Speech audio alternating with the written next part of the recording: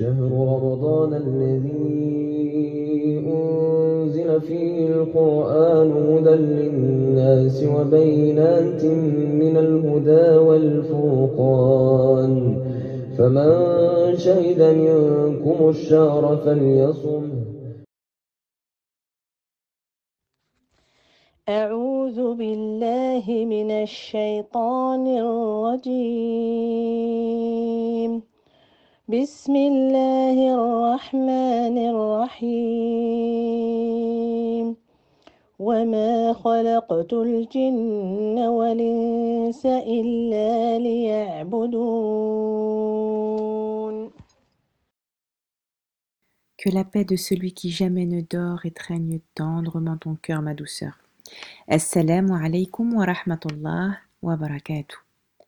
J'espère que tu te portes bien et que ton petit cœur se porte bien. Nous avons tant à faire pour être et tant à être pour faire. Dans le parcours de notre vie, la place que nous occupons dans ce monde dicte nos inspirations et révèle nos aspirations. En islam, il nous est enseigné que revenir à sa nature originelle, c'est connaître le sens de sa vie. Et le sens de notre vie, c'est d'adorer Allah, notre Seigneur, et il en est de même pour toutes les créatures comme les djinns cités dans le verset du jour. Évidemment, au travers des différents actes d'adoration comme la prière, le jeûne, le pèlerinage ou encore l'aumône, nous vouons le culte exclusif au Seigneur des univers comme l'illustre le magnifique verset 277 de la sourate al-Baqarah.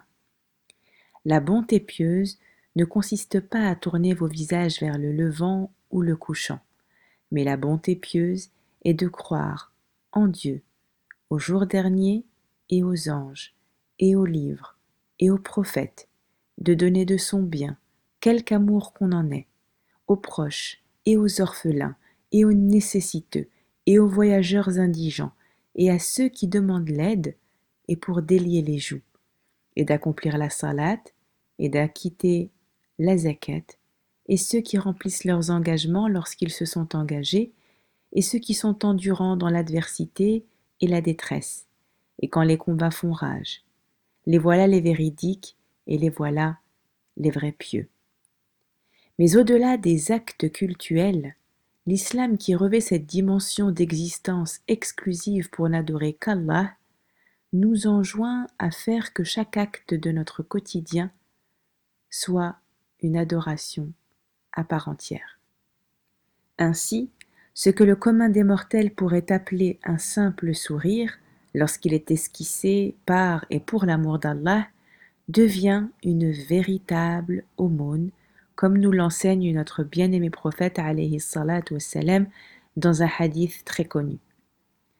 Comme pour dire que la richesse du croyant, c'est son intention et l'image qu'il porte à son Seigneur, ce Seigneur qui n'égale aucun autre.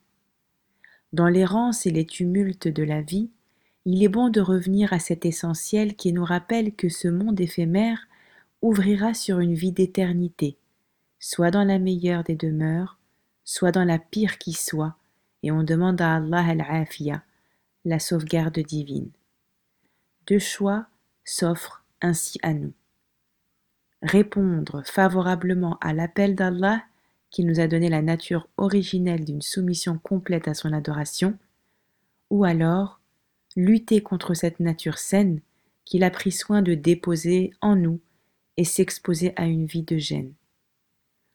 On connaît bien l'expression « c'est contre nature ». Alors, la rébellion dans les ordres d'Allah et son décret, c'est bien aller contre nature, aller contre sa propre nature qui n'est autre que la soumission. Car en réalité, plus qu'une envie, un enjeu, c'est bien nos deux vies qui sont en jeu. Wallahu ta'ala a'lam wa ahkam wa sallallahu ala nabiyyina Muhammad wa alihi tayyibin at-tahirin. Que ta journée soit miséricorde.